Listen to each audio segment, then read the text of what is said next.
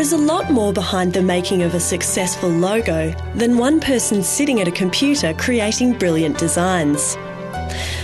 A logo is produced for an organisation with a history and a future, with particular needs and a specific audience. When a client approaches a graphic designer with a project, a production process which takes into account all these factors should then be put in place. A good design production process can be divided into 4 main stages. In the first stage, the communication needs of the client are established. In the second stage, research is conducted to discover how the client's communication needs can be best served. The third stage involves generation, development and refinement of the logo design. During the last stage, production and evaluation of the final design occurs.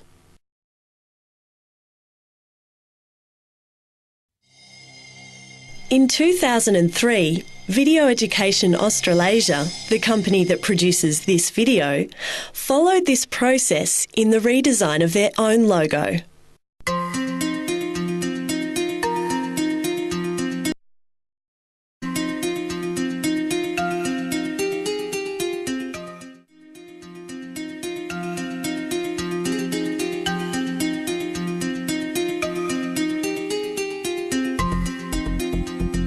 Two years ago we were purchased by a company called Pascal Press. At the time there was a lot of changes made and we changed our direction from being not just an educational video company but also looking at other areas like DVD and digital delivery. We also changed our production focus. We wanted programs that were more fun and exciting for students and something that they could relate to when they're watching it in class. We wanted to reflect these changes with our logo and our slogan. VEA had a new slogan, bringing learning to life, and they wanted to launch that slogan with a new logo design. The logo needed to complement the message, and so that became a key in the logo design. When we're asked to redevelop somebody's brand or re-energise it, it's because the client feels they're slipping in the marketplace, or they're looking at their competitors and they're thinking, oh gosh, we should be looking like that. They may have changed the structure of their company. They may have been bought out. They may have bought somebody else. They may have expanded their product range, moved into new fields. So there are a lot of things that will influence what a client feels their brand is and what they need to do with it.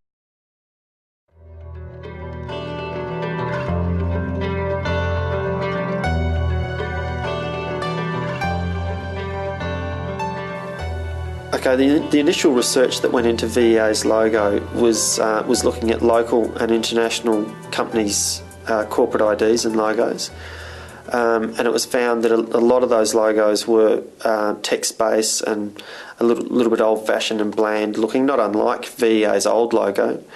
And VEA wanted to move beyond that look. A lot of the logos were also based in technology with video screens and that sort of stuff.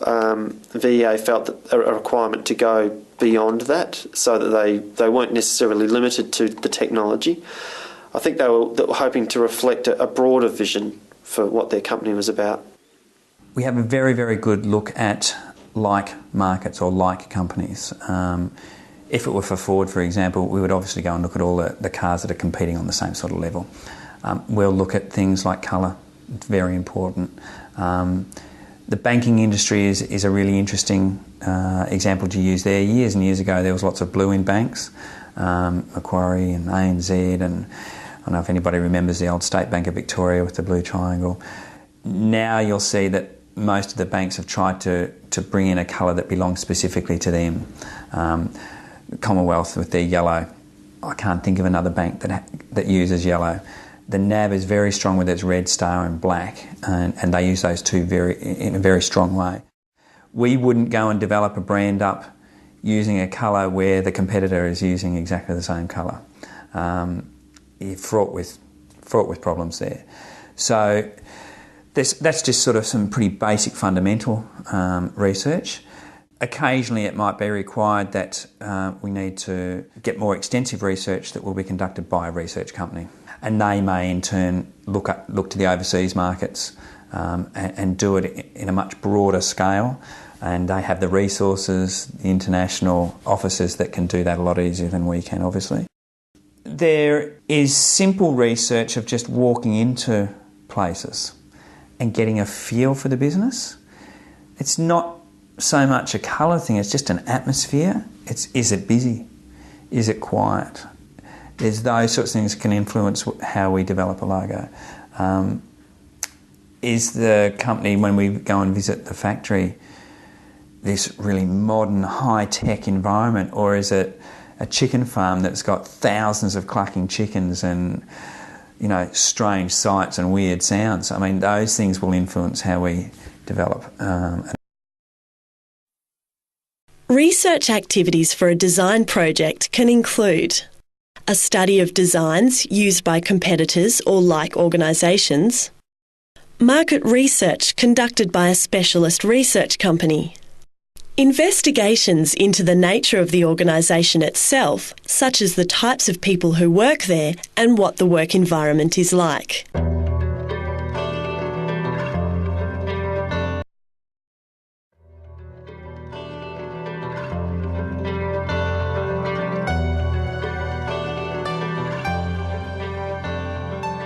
The first stage in developing the logo, the design team sat around and did a lot of brainstorming, came up with words and images to reflect what the slogan was about.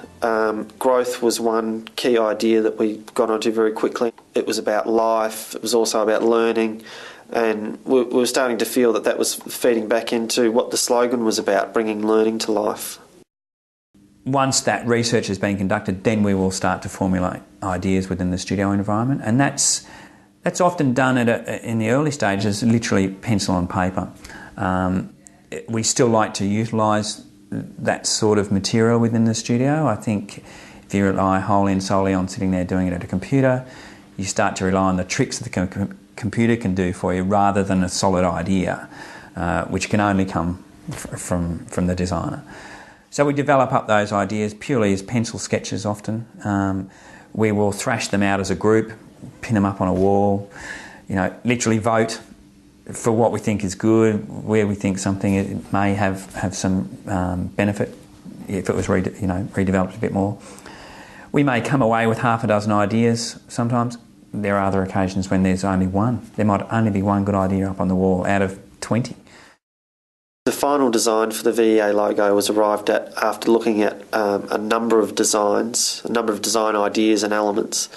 For instance, the sun was a very early idea, and that was looked at in a number of different ways, from just a basic circle to something more realistic looking, and that was felt in the end that it was perhaps a little too text-based and a little too literal. It wasn't really coming to life the way we had been briefed to proceed. So the design team started looking at other ideas, staying with the organic theme, looking at flowers, and in the end you can almost read the VEA logo as a flower, or in a number of different ways. It can be looked at as a flower that looks like it's opening, it's got its leaves, its green leaves, and it's different shades of colour, and there's pollen in there. It can also be looked at as the sun shining on leaves, so there's the plant theme again, with a little bit of blue representing water. It can also be read as a face in a pair of hands, and hands which are open to learning and life. The design team felt that the logo really needed to be brought to life. It wanted to be colourful, it wanted to sit up off the page, it wanted to have some depth. And so I guess in the way that the colours and the structure of the logo were handled, they were rendered to give it more of a three-dimensional sort of look. We used natural colours, blues and greens for water and plants, yellowy, orangey colours for light, and also the shape of the logo itself had more of an organic feel with curves and circles in there, rather than the harsher kind of shapes that appear in VEA's competitors' logos, which were more technology-based, pictures of video screens and strips of film and that sort of stuff that VEA consciously wanted to steer away from. We felt that colours and shapes would get them going in the direction they wanted. Generate initial ideas using pencil and paper. Discuss and assess a number of developed designs in a group. Refer back to the brief to refine design decisions.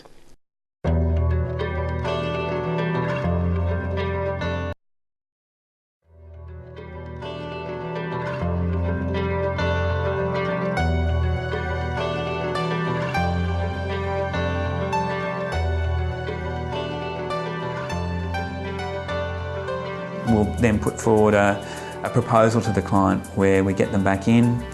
We have a series of boards that we will show them. Sometimes we may do an electronic presentation if it is going to cross over to the web. They can see then how it looks on a screen. The client, generally speaking, is not disappointed with what they see. Because we've put all that process in at the beginning, there's been an expectation that they're going to get a good presentation in front of them. It's going to cross over a lot of different areas, stationary vehicles, etc.